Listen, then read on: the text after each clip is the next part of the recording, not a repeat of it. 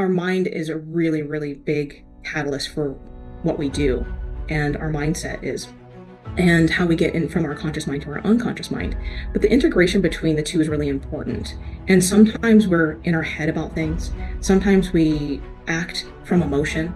Sometimes, something comes from the outside and somebody tells us something negative, or those thoughts are already swirling around in our head. So the stress cycle that I have in my book, and I wanted to make it really, really simple, is that these triggers come from the inside, come from the outside, like I just talked about. But I put into a simple format. It's called Beat. Hello, and thank you for joining us today. I'm so happy you're here. Happiness Solved is the place where we explore everything you need to become the best possible version of you. This is Sandee Sgarlata, and today I've got some exciting news for our dedicated listeners. We've just launched our exclusive members-only portal. This is your ticket to a world of additional content designed to deepen your understanding and engagement with the Happiness Solved mission. To learn more about all of the exciting benefits, stay tuned until the end of the episode where I will explain in greater detail. For those interested now, head over to happinesssolved.supercast.com. Today is another amazing conversation, so let's get started.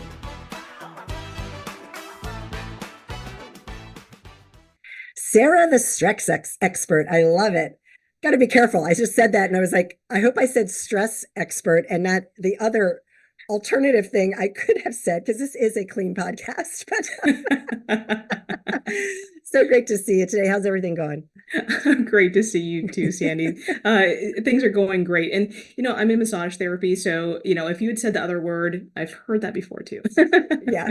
Well, because I've interviewed a couple of sex experts but I think a stress expert is more important because it covers so many areas of your life.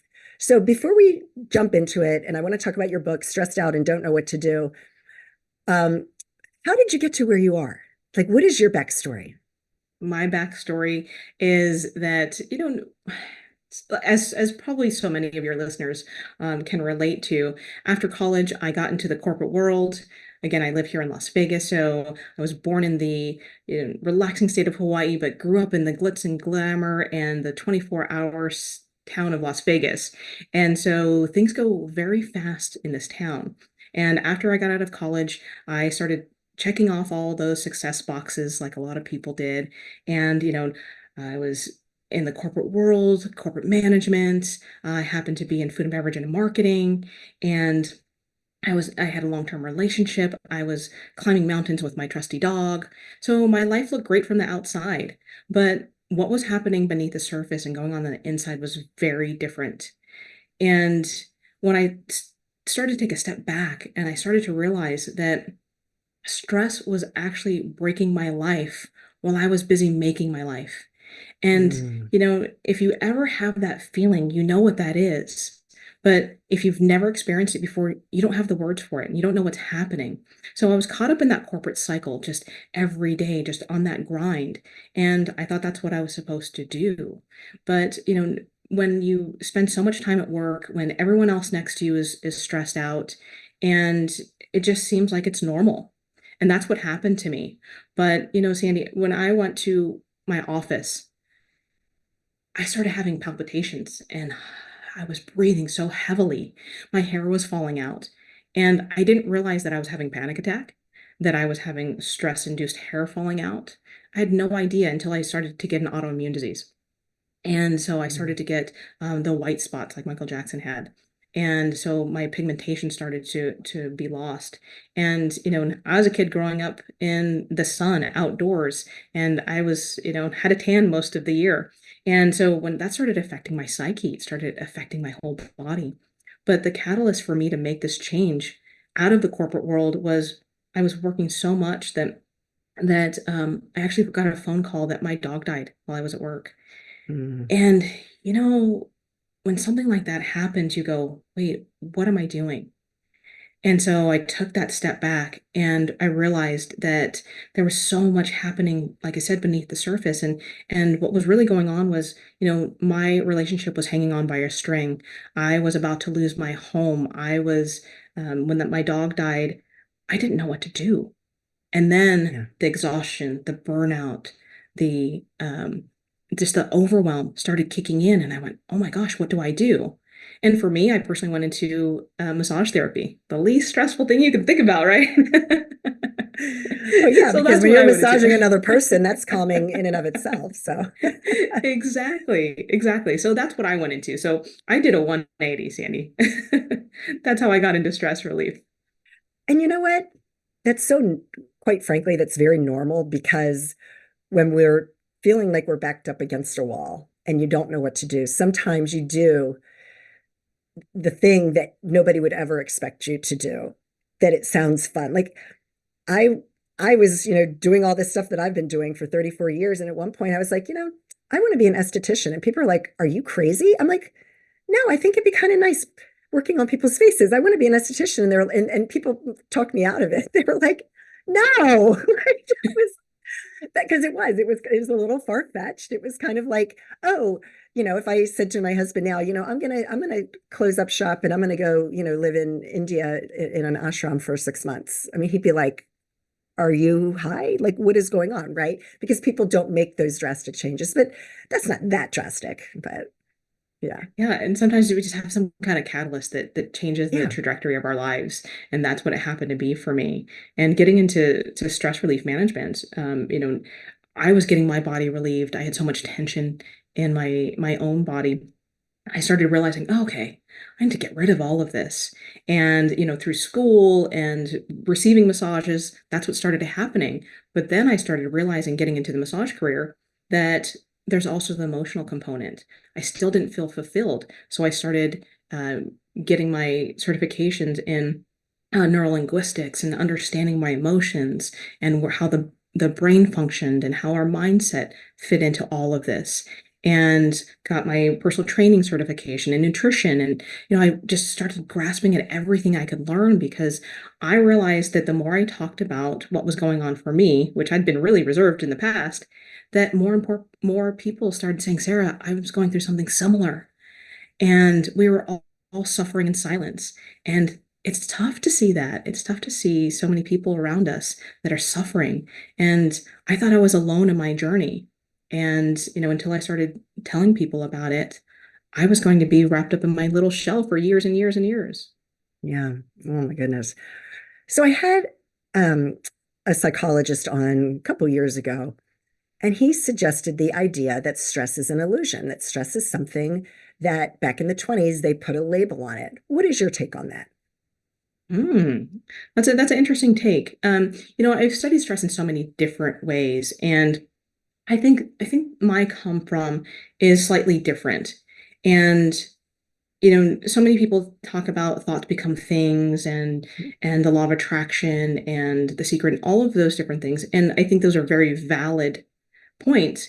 And our mind is a really, really big catalyst for what we do.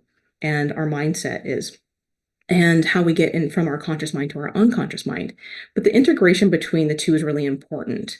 And sometimes we're in our head about things. Sometimes we act from emotion. Sometimes, something comes from the outside and somebody tells us something negative, or, those thoughts are already swirling around in our head. So the stress cycle that I have in my book, and I wanted to make it really, really simple, is that these triggers come from the inside, come from the outside, like I just talked about. But I put it into a simple format. It's called BEAT. What's going on in your body? What's going on in your emotions? What happens in your actions or inactions, and as well as your thoughts. And so when stress is kind of swirling around, it can be like a game of pinball bouncing around, bing, Oh, bing, bing, yeah. bing, bing, bing, and you're trying to keep this ball afloat, and you're trying to get things going. But the biggest part of it is the second T of beat, is the triggers. Where are these triggers coming from? And so it can be an illusion. It can be something that we make up, but a lot of times we buy the lie. And Mhm. we tell ourselves so many times that that's what it is. Yes, that's what it is. I'm not good enough. I'm not good enough. I'm not good enough, because of some kind of either a small T trauma or a big T trauma that we've had in our lives. And then we incorporate that into our neurology, meaning into our body, into our mind. And so, yes, it can be an illusion, but we've bought it. So now it becomes part of us, and Right. now it's real. Right. And for so many of us, it's real, and your stress is different than my stress, and your triggers are different than my triggers. So, anybody out there, you're triggered by different things. And the way we create our awareness around different things is all different, also. So, let's say, for when I have a massage client on my table and they're telling me that their pain is coming from their neck. Well, I can address their neck, but what's really typically happening is there's some kind of emotion that's associated with the pain that they're experiencing. Right. And those emotions get trapped in our body. And if we don't express them or bring it to full circle to let them go, it gets stuck. And sometimes we can get it out physically, but a lot of times we have to get rid of it emotionally. So hopefully that answers the question. Oh, I love it. I love it because at the end of the day, if you're buying the lie, it's your perception that you're buying into. And we always have a choice to shift that perception. It's just when you've bought the lie and you've told yourself the lie for so many years or months, whatever, it's really hard to undo that. Yeah. Absolutely. And many times the lie comes from our caregivers and they don't mean Yeah. to. They're doing the best that they can. They bring us up the way that they're either taught or, trying to do whatever they could. And the first thing that comes to mind is, we all bought that Santa was real. So every year, around Christmas, this guy's gonna come down our chimney and he's gonna give us presents. Yeah. Well, the time that I heard my dad go ho ho ho, I went, wow, Santa sounds like my dad. I was kind of disillusioned in life, and I went, wait a second, he lied to me, Yeah. so then where does the trust factor go? So, That's right. and we do it because we think it's normal. We do that to our kids, we've had it done to us. So, it's sometimes unintentional. Yeah, for sure. For sure. So when it comes to stress, and there was a point that I wanted to make just now. Oh, what does expectations, okay?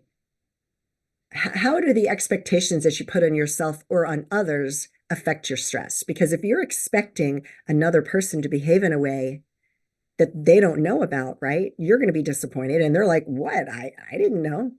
I just find that so often that so many people, like I hear stories with my girlfriends and they had this little quarrel and I'm like, well, you expected her to do this and had no idea you were expecting her to behave like that. So how can you be mad at her if she doesn't know? But it's causing this all sorts of stress and drama in her life.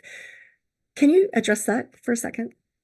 Sure, of course. And it happens daily, doesn't it? Oh, Whether, totally. whether we're in grade school or it's happening currently with our friends, or, we see, people around, and it's in the media quite often, Right, and some of those conflicts that are kind of created to create drama, it lights something up in us.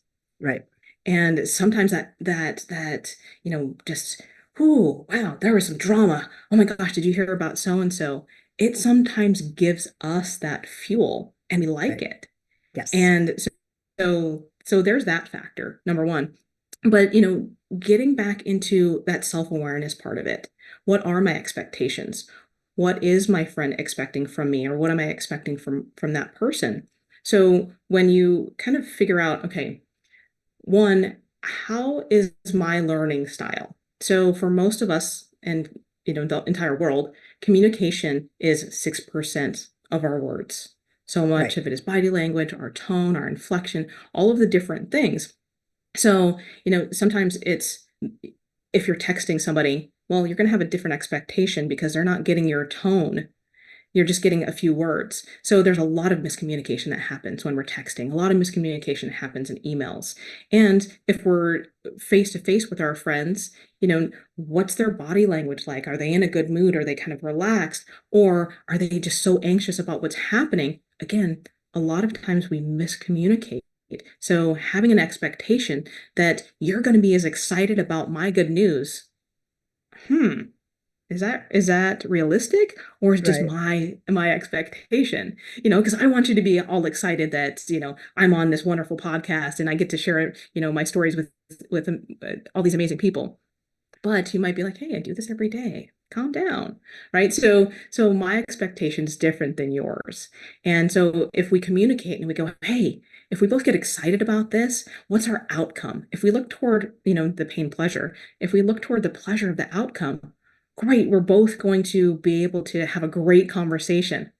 Wonderful. Now we're both in this elevated place and we're on the same page. And I think a lot of times that's what happens. We're on a different page with people. For sure. Well, yeah, because my reality is different from yours, and the next person is different from the next person. So, yeah, that totally makes sense. So, what is something that people can do right now to apply in their life to help them reduce their stress when they're feeling that sense of, oh my gosh, everything's going out of control. What do I do now? And what you can do is, first of all, go back to the basics. A little box breathing, a little count in, hold for four, out for four, hold it for four. Really simple and easy to do. But when you do it intentionally, that's what makes the difference. And then when you start to get that breath under control and you start to connect again the mind, the body, and our thoughts all together. So if you take two fingers, your index finger and your middle finger, you run across your forehead all the way across to your temples. And if you don't know where your temples are, it's the soft spot around your head. And you just make little circles. And sometimes we start to get that tension headache when we start to get Yeah, stressed out, don't we? feels Yeah. good. And then so, doesn't it? Yeah, So it feels not really only good.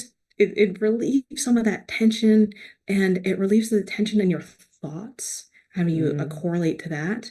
And then you bring those two fingers down to your jaw and you do little circles around your jaw.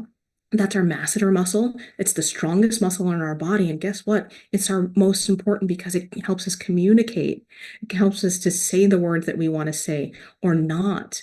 But this little muscle right here that we're rubbing and doing circles around, that creates the tension all the way up to the back of your head too. So when we combine those two things to help to release, it helps to relax your mind. It helps to relax what you're saying and get clarity of what you're about to say. And then the third thing is to bring one hand across your chest and make little circles just in the middle of your chest here. This is called the Ooh. CD17 point. And you do this to little kids. We do this to animals, don't we? We rub their chest and we go, Yeah, okay, right. everything's okay. But we don't do it to ourselves too often. So when we Yeah. combine those three things, in just a matter of seconds, we can get grounded, we can get clear of our thoughts, and we can get clear of what we're about to say.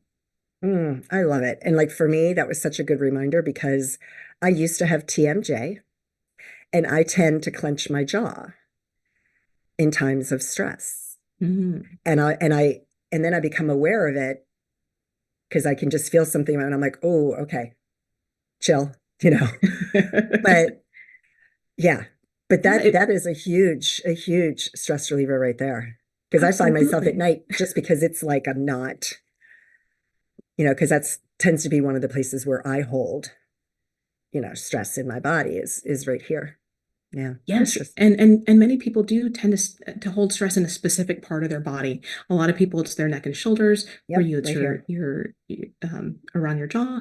And so when we address those different things, what happens too is or a lot of times, as we're anxious about the future, or we're having some type of somewhat regret about our past, and we don't live in the present moment. So when you do something like this, it allows us to get back into our bodies and go, okay, where's my emotions? Where are my thoughts? Where are my feelings? I'm in a good place. Yeah, And just in a few seconds, you can do that. yeah, yeah. I love the breathing. Like that's the first thing that I do is the breathing exercises, and I've taught my son to do that because he gets a little anxious. As a lot of he's in his early 20s now, but a lot of kids these days in college find themselves feeling anxious, and the breathing has helped him. And yeah, so I love that.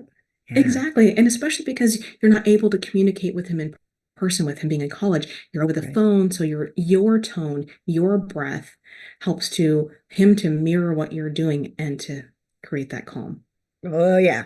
If anybody out there has children, you know how if I answer the phone, I'm like, hey, what's up? And if I don't have that tone, he's like, Mom, and it's like, so I have to remember to get grounded so that I don't feed into his anxiety, right? And to just be there for him and that support. Yeah. Exactly. And that's where the self-awareness comes back around. Because, when you're doing 1,000 different things and you're answering that phone, how are you with him? And, Yeah. it's going to set the entire tone for your conversation. Just like going back to the conversation that you were talking about with communicating with your girlfriend is, okay, how do we set that expectation? It's the way we're being. And Right. that's where we start. Oh my gosh, so much value. I tell you, this has been amazing. There's so many golden nuggets that people can apply right now. Is there anything else that you'd like to share before we finish up today? Just, real quick, I think that a lot of times we feel like we're out of control, especially these days, with so much coming at us. We're in such a fast-paced world. One of the things that I share in my book is called the I care system, and it's an acronym. And the I is go inside of yourself, C is contain the problem, whatever problem you're having. A is have an awareness of yourself, just like we just talked about. R is realign your priorities. What's important to you? Mm. And then E, when you make your decision, whatever that is, get behind yourself 100%. Have that energize your decision and just go with it. Oh my gosh, I love it. I love it. Sara, thank you so much for joining us today. I'm going to be pausing the recording and we're going to do another interview. We're going to be talking about burnout, but that's going to be just in the membership community. So I'm excited for that conversation as well. Thank you so much, Sara. Absolutely. I hope you enjoyed today's conversation, and as promised, I'd like to give you more details of what you can expect as a member of the Happiness Solved exclusive community. First, you'll have access to a treasure trove of extra podcast episodes. These episodes dive deeper into the topics we discuss, featuring additional expert interviews only found here. But that's not all. As a member, you'll also get access to a series of mindset training sessions. These recordings are tailored to help you understand the how and why your mindset is the most important asset you have, empowering you to achieve your personal and professional goals. And for those of you looking to find a moment of peace in your busy lives, we've got something special. Exclusive guided meditations. These sessions are crafted to help you relax, refocus, and recharge. Whether you're a meditation guru or just starting out, there's something here for everyone. Becoming a member is more than just accessing extra content. It's about joining a community of like-minded individuals, all on a journey to live life to its fullest and become the best possible version of you. So how can you join? It's simple. Go to happinesssolved.supercast.com and sign up. Don't miss out on this opportunity to deepen your journey with us. Again, that's happinesssolved.supercast.com. And it will also be in the show notes. I am so grateful you're a part of our Happiness Solved family, and I thank you from the bottom of my heart for your continued support. Again, I am so grateful for you, and I hope that you and your family are healthy and safe, and that your lives are filled with peace, joy, and happiness. Take care, everyone.